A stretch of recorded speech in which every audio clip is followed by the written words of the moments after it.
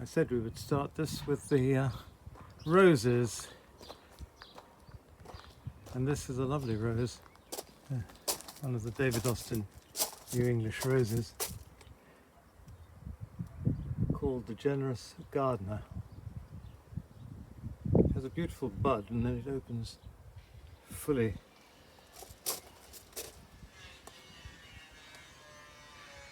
Coming away from it, I thought we would just have a quick look at the terrace planting. The upper terrace is about 3 years old, and really filled in beautifully, and the lower one about 2 years old.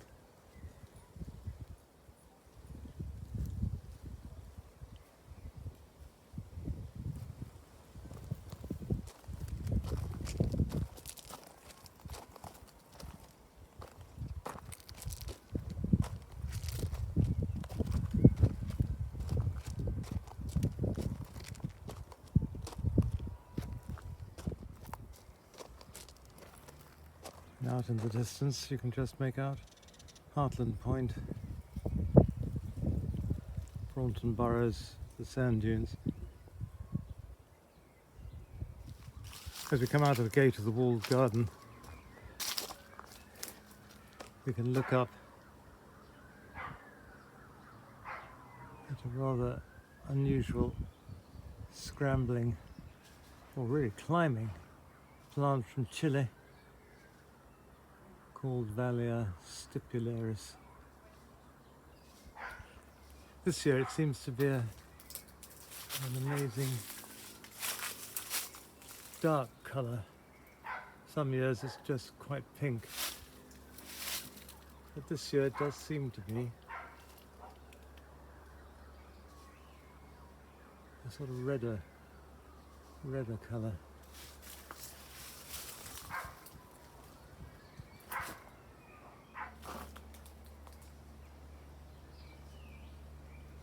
Vallia stipularis.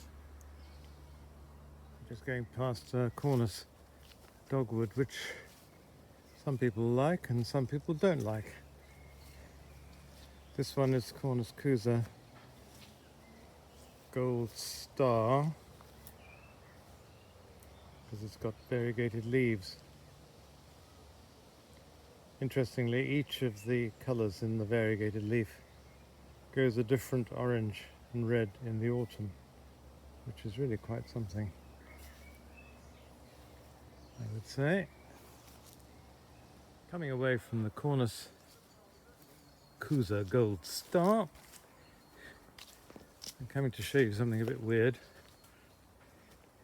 in the garden, which is a lot of weird things in it. Not the gardener, obviously.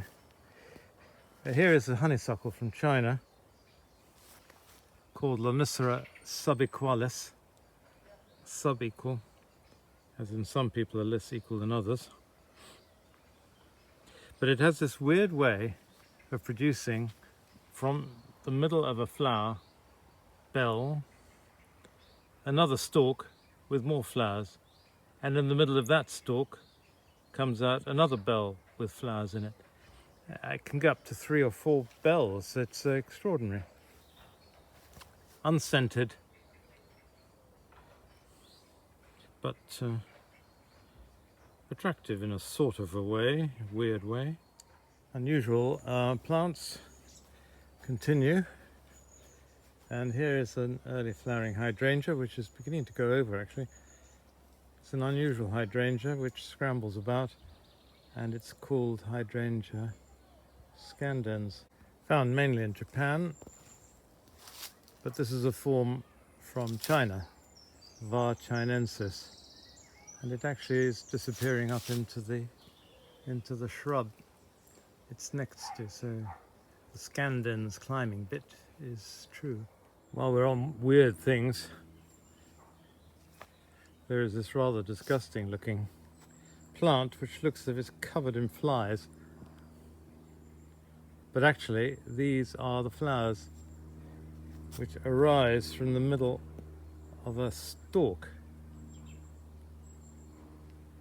Yes, you may wonder why I planted such a thing, but the foliage itself, especially the new foliage, is very attractive. This is from Japan and called Helwingia japonica. Coming up under the old cedar tree. I say old, I planted this when it was about 2 feet tall. Cedar of Lebanon. There's an end point to the long border, as I call it, which has got the roses in it, amongst other things.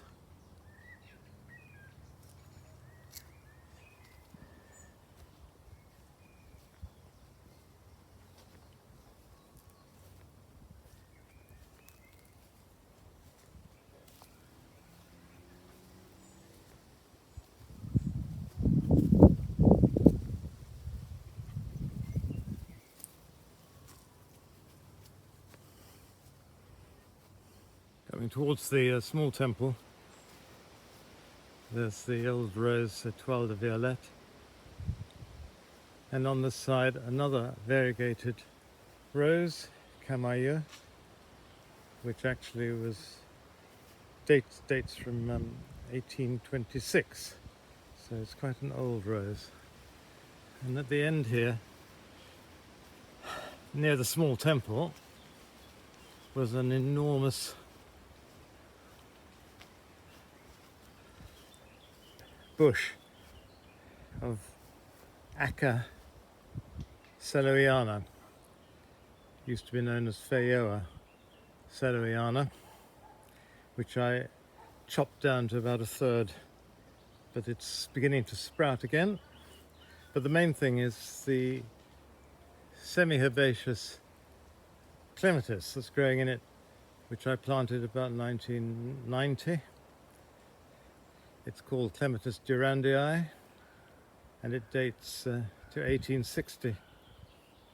It was developed by Durand, a nursery in Paris, in France, and it was a hybrid between the herbaceous Clematis integrifolia and a lovely deep scrambling clematis called Jackmani, which was developed in about 1860 by Jackman brothers of Woking. I think it's a wonderful clematis. It can go on flowering for months on end. It will scramble up to about 6 feet,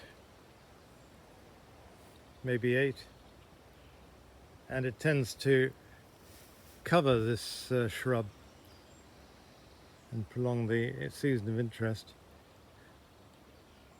right through the summer. And coming up behind it,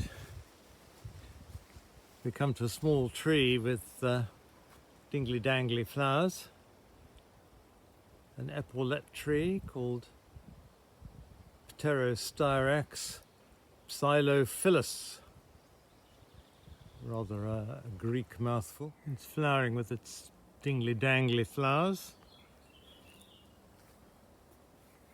And in this particular form, you'll notice that the leaves have got notches on them, which I suppose makes them marginally more interesting than if they were round-edged. And this form is called Levalii. Going back towards the cedar of Lebanon, which lost its top a few years ago and has now grown back in a sort of fountain formation, which actually I find quite attractive. I wasn't going to saw it down after I'd planted it in 1979 and watched it grow into quite a big tree. Anyway, the thing is, I'm taking you down here in order to turn around at the cedar tree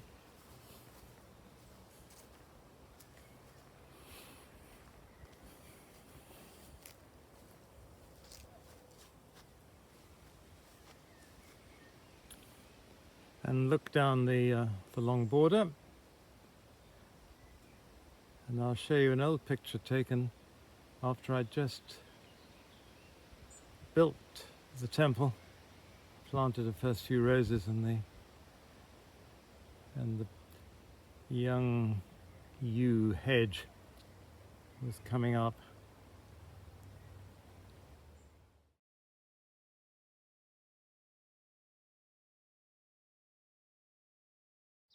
Quite remarkable. 1985 to 2020. Just a couple of the old roses I'd like to show you.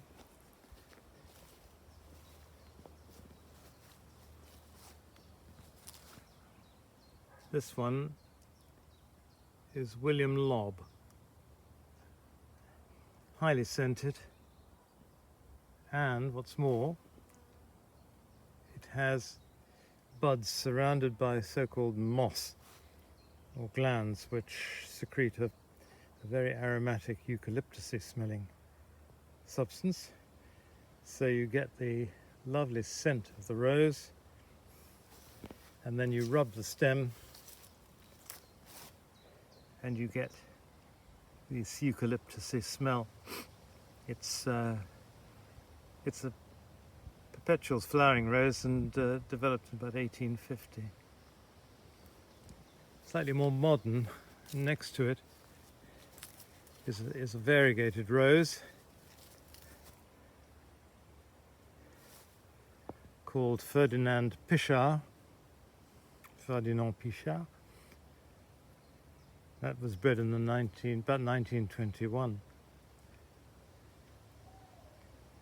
It's a Bourbon rose, or a hybrid perpetual. So it is a perpetual flowering, provided it's dead-headed sufficiently, frequently, and Graham Stuart Thomas, the great rosarian and horticulturalist,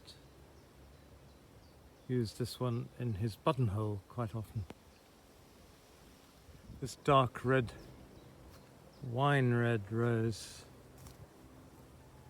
is called Chianti,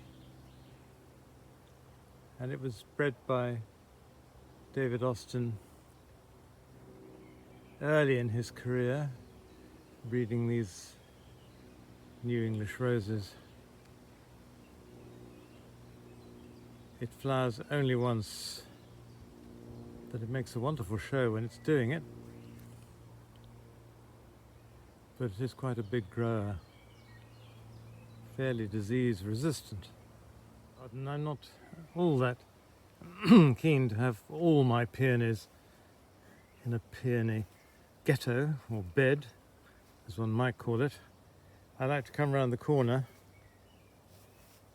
behind that cornice for example, and there suddenly you see a peony flowering away. Looking through the stems of what used to be called Myrtus luma, which is now Luma apiculata, you can see at the end a fuchsia. Actually this is Madame Cornelison, but I remember in Chile when we were there 25 years ago now, we saw this myrtle, and with it a Fuchsia magellanica flowering away, and these ghostly trunks. So I tried to recreate this here.